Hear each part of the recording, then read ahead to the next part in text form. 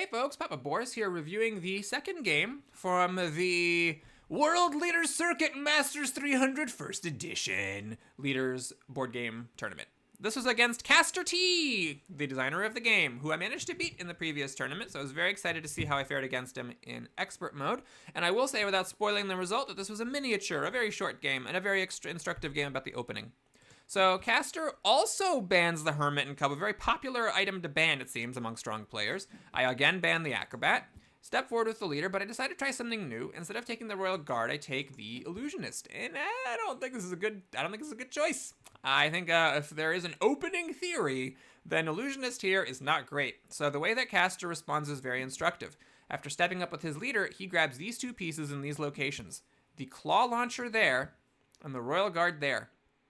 So now, on his next turn with these two pieces, both of which I had in the previous game against Riptor, but now which he gets in the same turn, there's really nothing stopping him from, moving up with his leader, summoning the Royal Guard, popping in here, and then just clawing up to here and getting a really fast opening. And because I took a powerful but not very mobile piece, I'm not able to stop this, and it's just a really good, strong start. So if your opponent lets you do this when you're the second player in a game of expert mode, it's just something worth thinking about. Now, he is daring me to swap with the Claw, and I decide to take the dare. I move up with my leader, I swap with the Claw.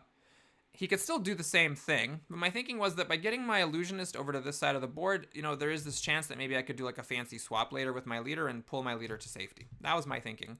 And then for my draft, I decided to grab the Wanderer, just, a strong, very mobile piece.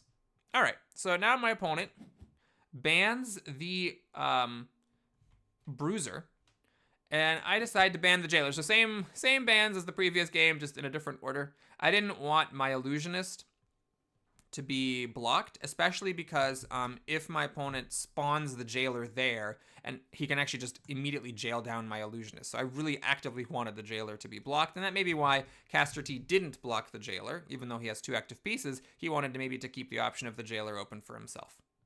Now he moves up with the Claw normally, steps up with his leader, and of course he's going to summon the Royal Guard and just kind of move it there. So interestingly, not putting it right next to my leader, because of course then I could swap it out, but keeping it near my leader and just kind of spacing things out. The Claw, he didn't do anything super aggressive with it, just, honing in slowly on my leader.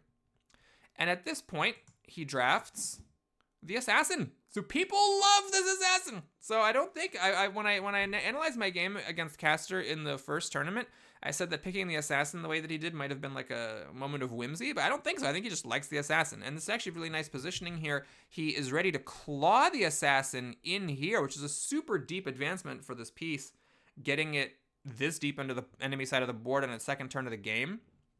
And I was a little bit worried about what the hell is going to happen here. So what I decided to do is take a really bold line in this opening gone wrong. I step up with my leader and I do a swap with the Illusionist. And then I realized I messed up because I forgot about something that I myself made a video about, which is that my opponent still has a piece to draft, and he can draft it right there for checkmate. Now, of course, my Wanderer could block it, but that is, of course, going to lead to a really elementary checkmate, which is that the Claw pulls up to the piece, to my Wanderer here. The leader moves here, Royal Guard summons here, and the Royal Guard comes in for the suffocating checkmate. So I realized I just lost the game at this point. I unfortunately clicked and did something with the Wanderer, and now I can't undo my move. And anyway, it wouldn't have mattered. Once I swap with the leader, I could have undone the swap, but if my leader's on this spot, then I get checkmated, obviously. So yeah, there was no way. Once I did the swap, I was lost. I still decided to go there with the Wanderer, change my mind, go here with the Wanderer. I was pretty sure that my 621 ELO opponent was going to see the elementary checkmate here, but I thought this would be a cool way. He could, summon a piece in and have a piece of his choosing. But there it is. The Royal Guard comes in, steps in, and I was really hoping, and my opponent delivered. He drafted the Nemesis for the suffocating insta-spawn checkmate. So thank you very much for watching, everybody. I hope you enjoyed this little miniature and a peek at expert mode opening theory. We'll be back soon with the third, and I promise you, longer game of the World Leader Circuit Masters 300. Take care, everybody.